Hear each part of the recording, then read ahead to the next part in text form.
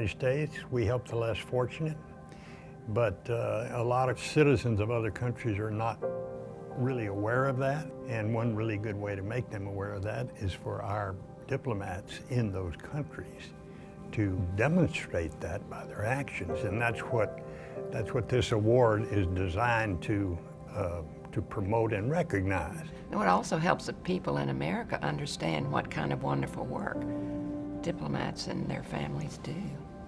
It's been very exciting to be part of it and to look at the nominations each and every year. I'm blown away by what people are doing overseas in their spare time. SOSA is an amazing institution started by former Secretary of State Baker and his wife.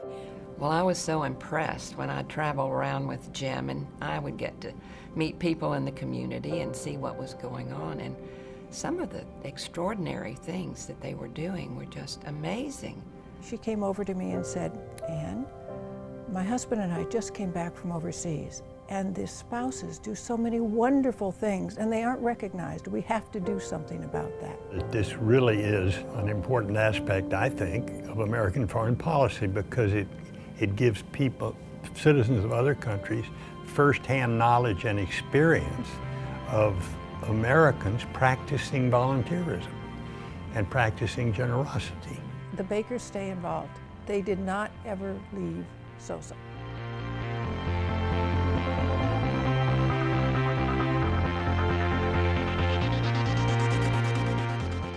There was a small village in Rwanda, just outside of the capital city, that was extremely poor. And I had the opportunity to be introduced to these people and fell in love with them. We organized, I think, the first ever June Pride reception at the residence of Consul General Andrew Simkin. As it turned out, our post was sort of in the forefront and had a more active roster of Pride Month activities than I think anyone else had done up to that point. I was nicknamed the Green Queen because I started a massive program at the embassy to reduce our waste as well as to help Nigerians. Betsy, I like to tell people, is a gift from God for us. She brought beautiful ideas that I'm glad today have become national programs. I think the project allowed the Chennai community to have a positive image of a minority group, an LGBT group in America that they never had learned anything about. Leadership can come from any level and it can come from various sources. It doesn't have to be from the front office. In this case, it came from a family member. I feel very honored because I think I don't deserve that award. That's, actually, it doesn't belong to me, it belongs to all the volunteers. They had a love for music and dance. In their culture, that was extremely important. When they wanted to share their love, that's how they would show it to you. I can give you an example. One day after a concert we had done at the ambassador's residence, there was a very bad storm. And we had to get them back up to the village on some very bad roads. 7 ladies sat there and sang to me in the pitch black to thank me for what I'd done. And that was so moving. That's a moment that I will remember for the rest of my life. Betsy brought in the idea of clean cooking. And the federal government of Nigeria took it and ran with it. All embassies are donating their paper waste to the American embassy. And these women are making briquettes, and they're selling briquettes to replace firewood. That's the seed that Betsy sowed. As more and more SOSA winners come along, more and more information gets out there, more and more ideas get out there, and more people say, "Oh, I might be able to do that. Let me look where I'm going and see what's needed, and maybe I can make a difference." I met a lot of like-minded Nigerians because of Betsy. I never knew them before. She found all of us and she put us together, and we walked together. Everybody that walked with Betsy, everybody that met Betsy had a change of heart about the way they see the United States.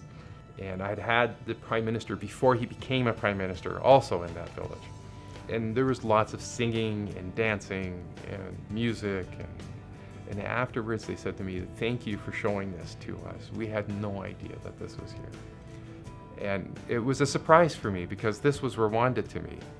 And I was able to share their Rwanda with the Prime Minister's children. I have found volunteering more satisfying than paid work. I feel like I'm either making a difference or giving back to the community.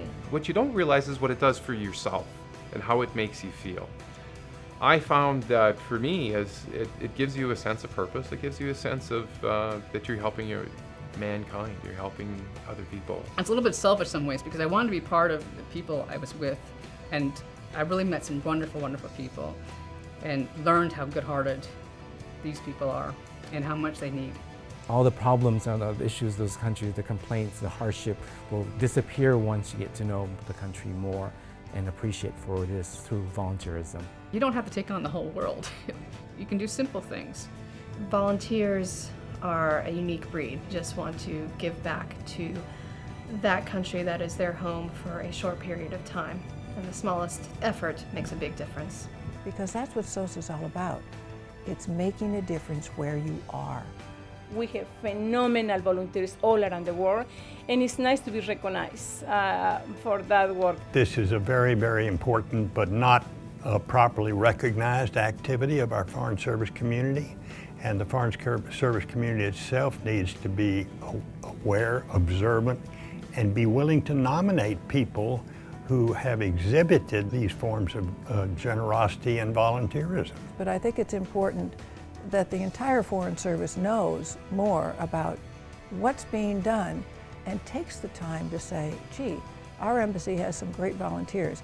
Why doesn't somebody write this up? Well, not just somebody, why don't you write it up? One sentiment you hear over and over again when you speak to a SOSA winner is that giving is receiving. I got to spend time and actually know people and meet people and learn so much. They're so invaluable. And it made me feel like, sorry, but it made me feel like I was actually doing something. That what I had to do, even if it was a little tiny thing, meant something to somebody. She brought the human face to it, and she brought her heart with it. She truly cared. I think when Americans realize what kind of wonderful face they're putting on America by their generosity and by their hard work to try to help problems in the community where they are, that's gonna be great for the whole Foreign Service. I can't believe that 25 years later, it's still going. It's such a wonderful program.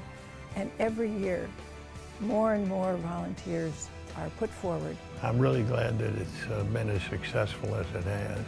It's just so inspiring each and every year. And every year I think, oh, this is the best year. And then we'll have the next year, oh, this is the best year, you know. It never stops to really impress me, make me proud. Good for AFSW.